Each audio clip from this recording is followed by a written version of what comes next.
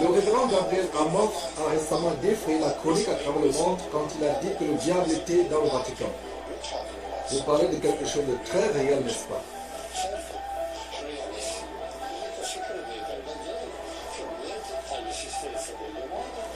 Absolument très réel. S'agissant de la présence du diable dans le Vatican, il a dit que ce n'est pas surprenant. Il a déjà eu à pratiquer un exorcisme sur un autre exorcisme. La première chose que nous devons faire si nous voulons savoir si le diable est au Vatican est de faire un tour dans le sous-sol du Vatican.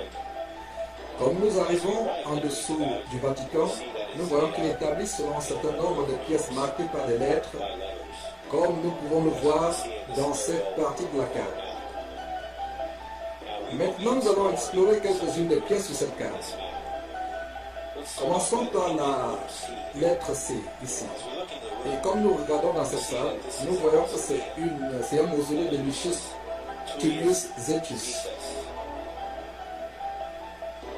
Le Vatican explique que cette salle a été utilisée pour des offrandes aux morts. Nous lisons, vue de la façade nord et sol en mosaïque. Dans les coins de la mosaïque au sol, il y a 8 carrés de marbre avec des trous circulaires à travers lesquels les offrandes aux morts ont été versées au cours des rites funéraires réalisés dans la chambre funéraire. Nous avons donc ici une pièce où les offrandes sont faites aux morts. C'est assez commun dans le catholicisme. Maintenant, si nous regardons dans la chambre d'à côté, la salle E, nous voyons là, dans cette pièce, qu'ils ont un vase qui a l'image d'une méduse. Donc ici sur le Vatican, nous avons une méduse. Et puis nous nous sommes posé cette question, il s'agit d'un vase, et pourtant il est conservé sur le Vatican.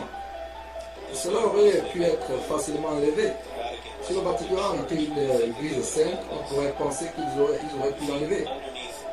Vous pensez que dans le sous-sol du Vatican, ils auraient des choses qui sont sacrées au Christ, et non pas des dieux étrangers, non pas des idoles et les images de dieux étrangers.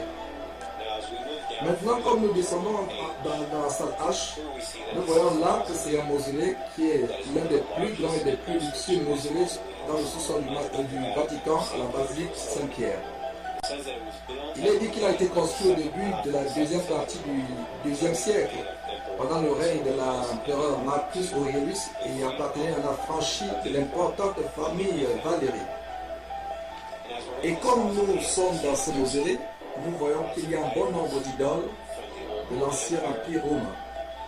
Et nous nous sommes demandé pourquoi donc garder ces idoles sous la basilique Saint-Pierre. On pourrait penser que s'ils étaient les chrétiens, ils auraient dû enlever tout cela. Je ne peux pas imaginer quelqu'un qui a une véritable église et qui garde des idoles dans leurs églises.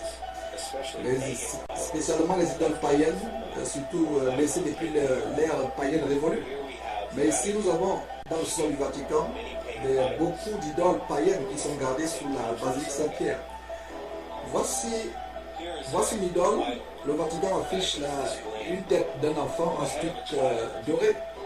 Une mèche de cheveux typique d'un initié dans le culte d'Isis est visible.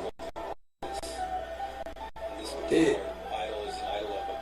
si nous regardons, voilà, c'est l'idole d'un enfant qui est ici dans le culte d'Isis. Et si nous regardons dans cette salle, nous voyons que certains stocks décorent les murs.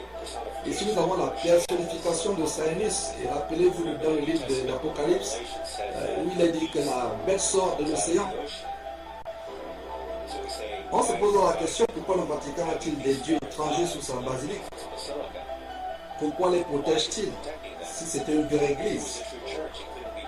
Il ne pouvait pas le faire même pour des raisons artistiques, en particulier avec des mauvaises choses qui s'y passent. Et comme le prêtre l'a dit précédemment, le mal existe bel et bien dans le Vatican, le diable est réel. Mais l'hypocrisie de tous ces éléments, c'est qu'ils ont toutes ces images maléfiques et ces idoles dans le sous-sol du Vatican, à la basilique Saint-Pierre. Nous voyons aussi les figures de génies avec les ailes de chauve-souris qui sont également représentées sur les murs. Encore ceci est censé être une église sainte et un saint lieu. Or ces choses-là sont disposées depuis de nombreuses années. Et comme nous rentrons la plus à côté de la salle I, nous voyons des détails de la mosaïque au sol. avec les chars de Mercure et de Pluton. Et cela une référence explicite à la victoire de la mort.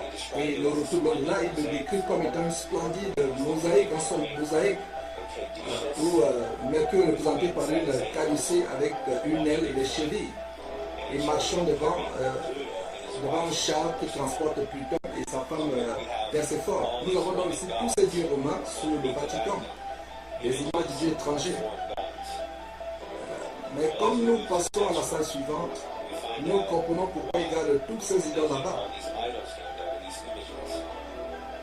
Comme nous passons à la pièce 1, ainsi nous voyons qu'il y a, nous avons dans le champ de tous les champs. Sur le mur, il y a une représentation de Lucifer qui est le porteur de lumière, l'étoile du matin, à l'opposé de la paroi qui est un dessin de Vespère, l'étoile du soir, les symboles cosmiques du cycle et de la vie humaine.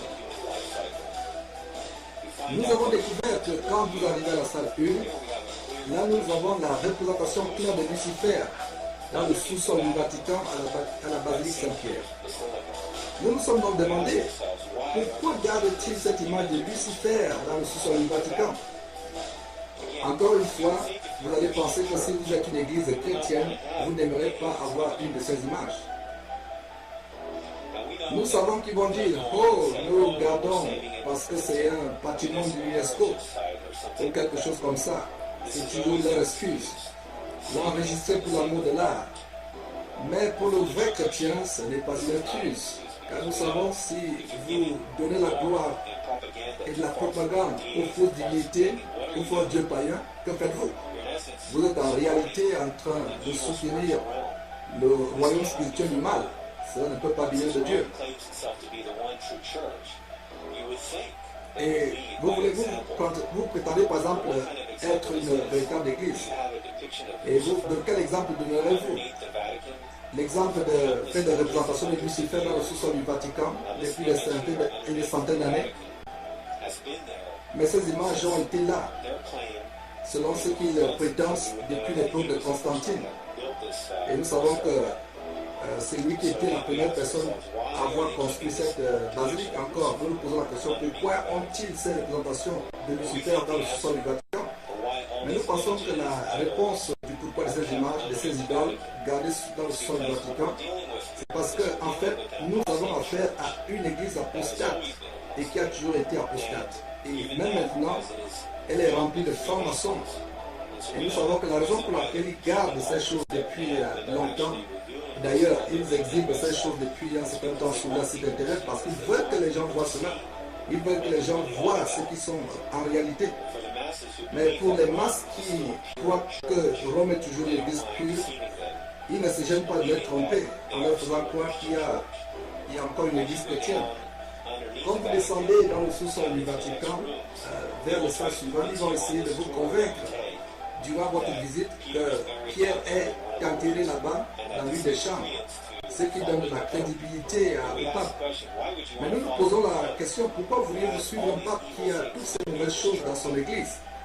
Et il est clair que c'est une représentation de Lucifer, du diable dans le sous-sol du Vatican, qui est bien caché dans le sous-sol du Vatican, à la basilique Saint-Pierre. Maintenant, si vous êtes un catholique et vous regardez cette vidéo, nous vous encourageons à sortir de cette église. Comme vous pouvez voir à travers ces images et ces idoles qui sont conservées dans le sous-sol de votre église, nous espérons que vous allez vous allez considérer sérieusement ces choses. Et vous posez la question, mais si mon église est une vraie église, alors pourquoi font-ils la promotion de ces choses? Pourquoi ils veulent que les gens voient ces choses? Nous espérons que vous allez entendre l'exhortation d'Apocalypse chapitre 18 verset 4 et 5 qui dit: et j'ai entendu une voix, j'ai entendu ici une autre voix qui disait: sortez du milieu d'eux, mon peuple, afin que vous ne participez point à leurs péchés et que vous n'ayez point part à ces fléaux. Et nous pouvons voir quel péché, chose abominable se passe quand les gens ne regardent pas. Mais le jugement de Dieu ne sommeille point. Parfois il sommeille depuis de longs moments, mais quand son jugement se réveille, il est trop tard pour vous. Et notre prière pour vous est d'aller, que vous trouviez un refuge dans la foi en Jésus-Christ et que vous le suiviez et non pas une fausse religion de Rome.